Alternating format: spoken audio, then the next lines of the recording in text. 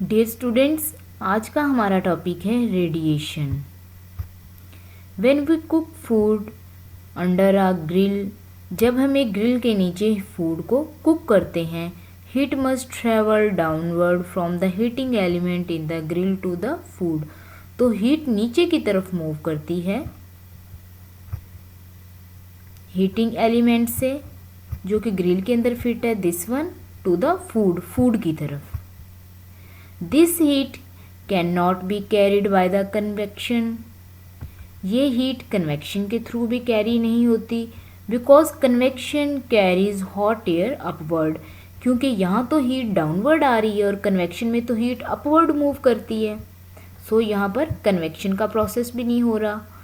The heat can not be conducted to the food because air is a bad conductor of heat, और heat यहाँ पर conduct भी नहीं हो रही फूड की तरफ, क्योंकि दरमियान में क्या इन्वॉल्व हो रही है, फूड, हीटिंग एलिमेंट और फूड के दरमियान एयर, और एयर तो बैड कंडक्टर है। सो यहाँ कंडक्शन का प्रोसेस भी नहीं है।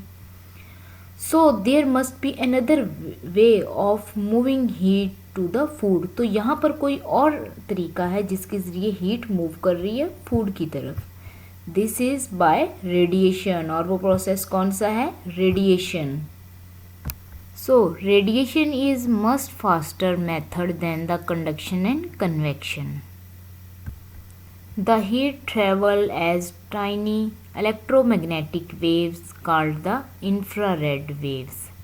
हीट छोटे छोटे इलेक्ट्रोमैग्नेटिक वेव्स के ज़रिए मूव करती है, जिन्हें इंफ्रारेड वेव्स कहते हैं।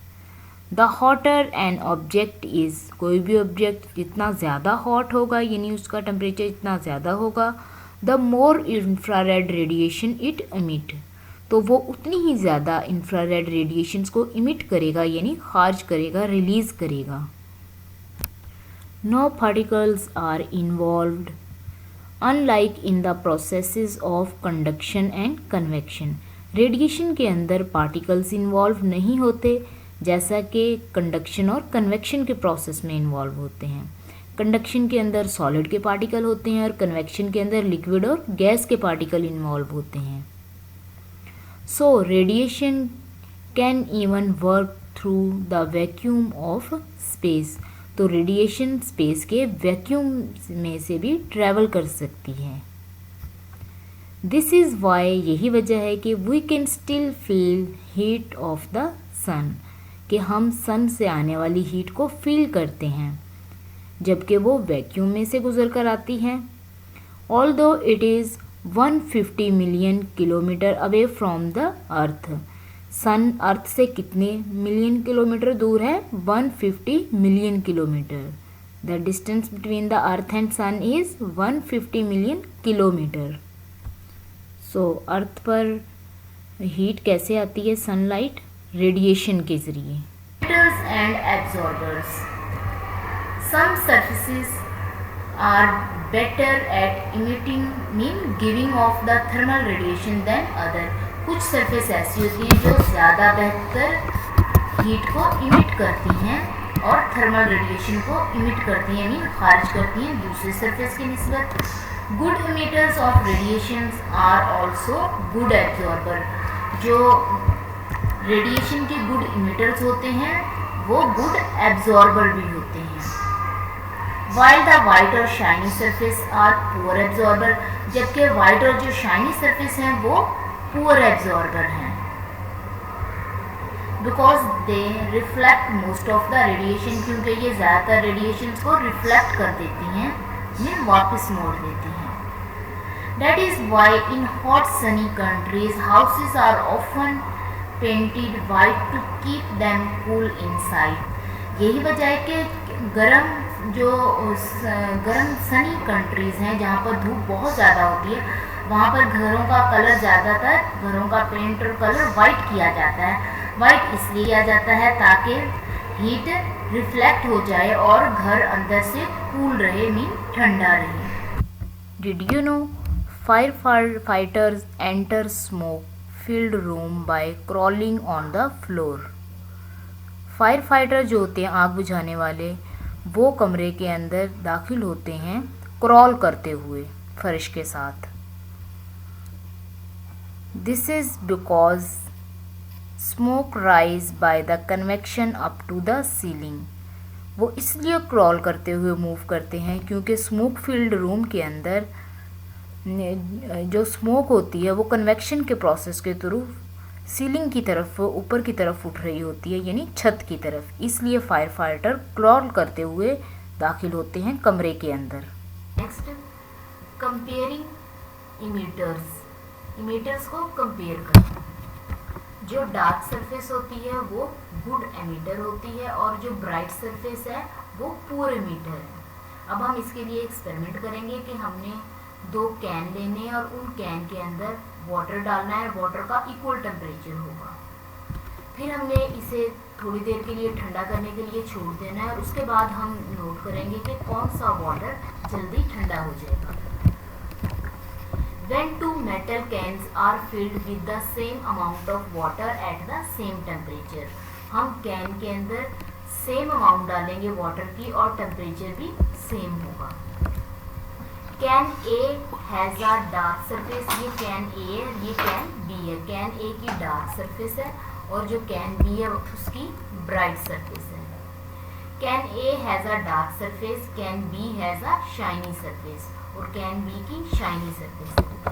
इसके थोड़ी देर के बाद हम जब ये नोट करेंगे तो हमें पता चलेगा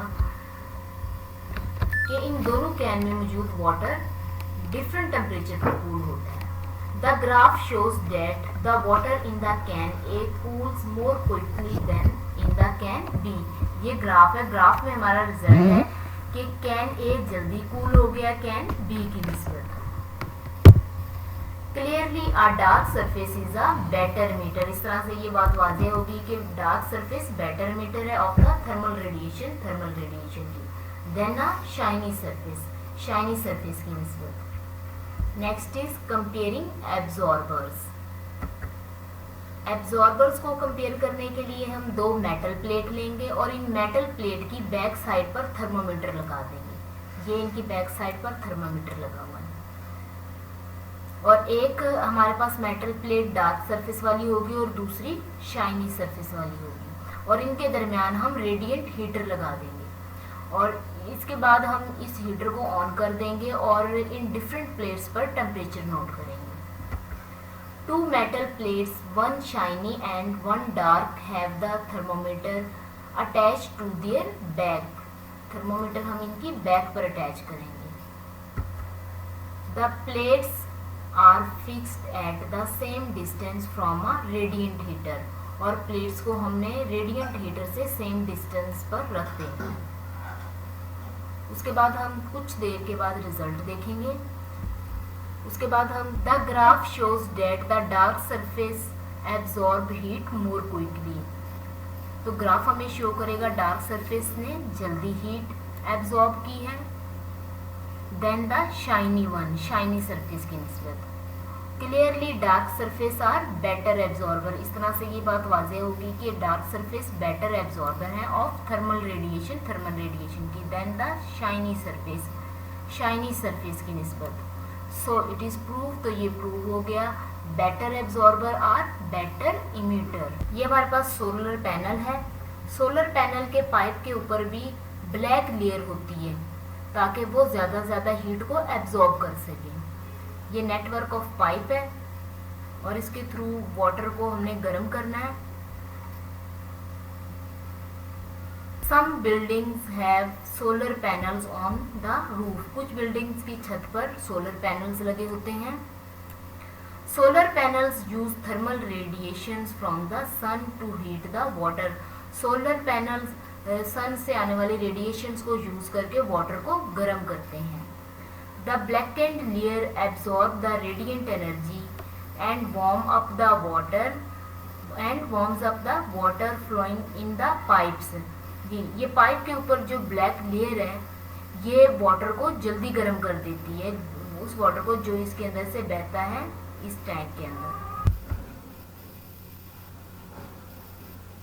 यही वजह है कि हम गर्मियों में लाइट कलर यूज़ करते हैं ताकि रेडिएशन कम एब्जॉर्ब हो और सर्दियों के अंदर डार्क कलर ड्रेस यूज़ करते हैं ताकि रेडिएशन ज़्यादा से ज़्यादा एब्जॉर्ब हो। सो डार्क सरफेस ज़्यादा रेडिएशंस को, सनलाइट को एब्जॉर्ब करती है, और जो लाइट सरफेस है वो कम सनलाइट को एब्जॉर्ब करती है। Thank you so much.